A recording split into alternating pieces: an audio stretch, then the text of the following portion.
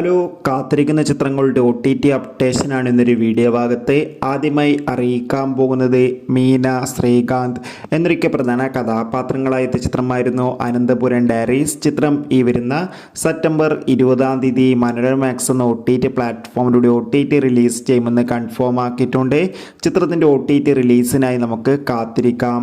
ഷിജോ, സണ്ണി, ജോമോൻ, അതോടൊപ്പം തന്നെ ജഗദീഷ്, നോബി, കോട്ടയം നസീർ, ബേസിൽ ജോസഫ് എന്നൊക്കെ പ്രധാന കഥാപാത്രങ്ങളായ ചിത്രമായിരുന്നു വാഴ. ചിത്രം മികച്ചൊരു വിജയമായിരുന്നു. എല്ലാ സിനിമാ പ്രേമികളും ഒരേപോലെ വാഴ എന്ന ചിത്രത്തിൻ്റെ OTT റിലീസിനായി കാത്തിരിക്കുകയായിരുന്നു. വാഴ എന്ന ചിത്രത്തിൻ്റെ OTT അവകാശങ്ങളൊക്കെ ഡിസ്നി പ്ലസ് ഹോട്ട്സ്റ്റാർ എന്ന OTT പ്ലാറ്റ്ഫോം സ്വന്തമാക്കിയെന്ന് കൺഫേം ആക്കിയിട്ടുണ്ട്. ചിത്രം വരുന്ന സെപ്റ്റംബർ 23 OTT റിലീസ് ചെയ്യും. കാത്തിരിക്കാം നമുക്ക് വാഴ എന്ന ചിത്രത്തിൻ്റെ OTT റിലീസിനായി. അടുത്തതായി അറിയിക്കാൻ പോകുന്നത് അരുൾനിധി, പ്രിയ ഭവാനി ശങ്കർ എന്നൊക്കെ പ്രധാന കഥാപാത്രങ്ങളായ ചിത്രമായിരുന്നു ഡിമോട്ട് കോളനി 2.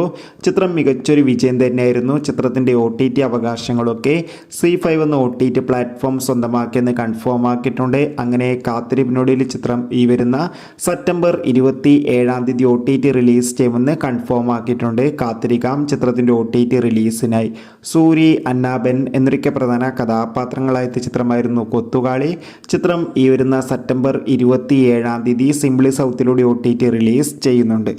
ദളപതി, വിജയ്, സ്നേഹ, പ്രഭുദേവ, ജയറാം എന്നൊക്കെ പ്രധാന കഥാപാത്രങ്ങളായെത്തി വെങ്കട് പ്രഭുവിൻ്റെ സംവിധാനത്തിൽ റിലീസ് ചെയ്ത ചിത്രമായിരുന്നു ഗോഡ്. ചിത്രം മികച്ചൊരു വിജയമായിരുന്നു.